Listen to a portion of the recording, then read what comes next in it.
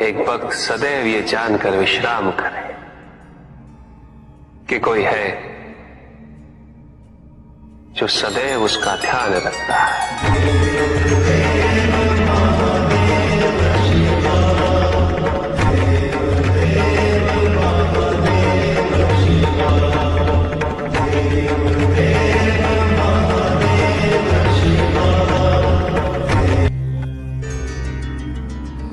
भक्त की भक्ति और उसकी श्रद्धा से प्रसन्न होकर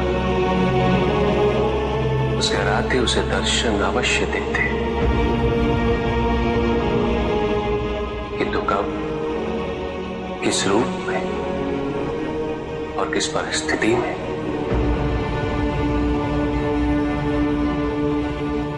इसका पूर्व ज्ञान होना भक्त के लिए संभव नहीं होता। जब जब भक्त भगवान का ध्यान करता है तब तब भगवान भक्त का ध्यान रखते हैं।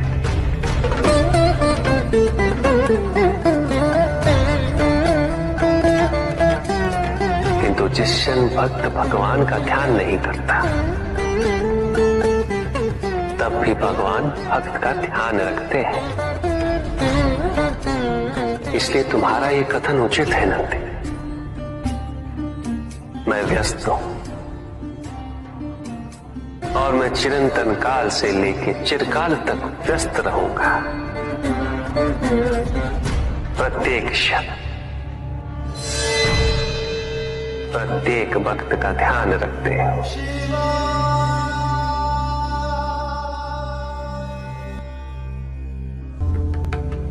जिसके कारण स्वार्थ, विनाश, क्रूरता, अशांति और भय में वृद्धि हो, वह ज्ञान है।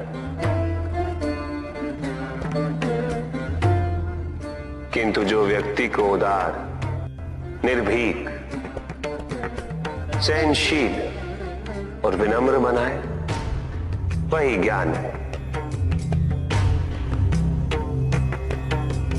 अज्ञान की शक्तियां दुरुपयोग करने हेतु प्रेरित करती हैं, किंतु जो अपनी शक्तियों और अपने सामर्थ्य के प्रति अपने उत्तरदायित्व को समझाए, जो न केवल अपने अपितु अपने से पहले संसार के उद्धार हेतु प्रोत्साहित करे, वो ज्ञान है। ज्ञान का मूल उद्देश्य ही परोपकार है, सृजन है। दूसरों की भावनाओं को समझना, उनका आदर करना, यही ज्ञान है। क्योंकि ज्ञान हमें न केवल अपने अपितु दूसरों के दुख और सुख के प्रति भी संवेदनशील बनाता है। किंतु जो दूसरों की भावनाओं का अनादर करे, उसे ज्ञान की श्रेणी में कैसे रखा जा सकता है? अज्ञान के कारण व्यक्ति सांसारिकता में बंधता जाता है, मोह माया में उलझता जाता है। अज्ञान परम सत्य से दूर ले जाने का माध्यम है, किंतु ज्ञान व्यक्ति को परम सत्य की ओर ले जाता है। ज्ञान मुक्तिदायक है, मोक्ष का मार्ग है, और इस मुक्तिदायक ज्ञान का सर्वोच्च रूप है आत्मज्ञान। और यही ज्ञान की पूर्णता भी है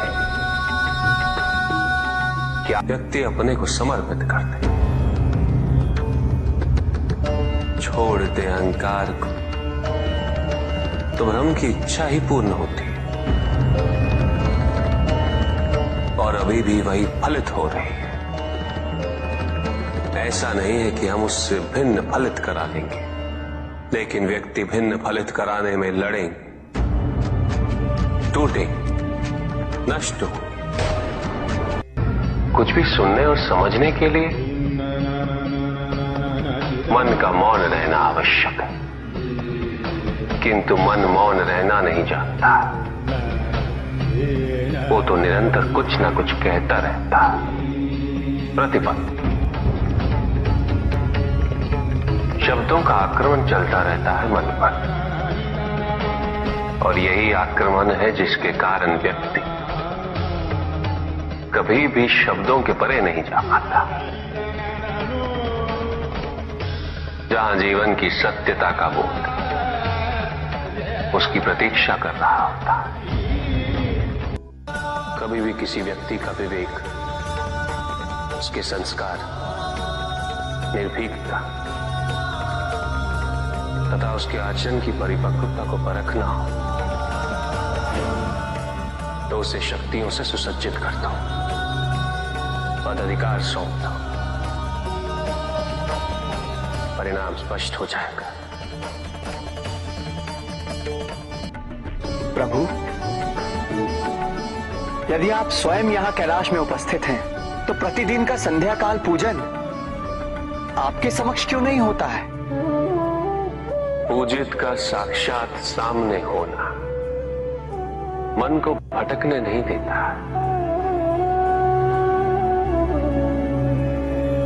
तो जो सच्चे भक्त हैं, भगवान तो उनके मन, उनके हृदय में निवास करते हैं।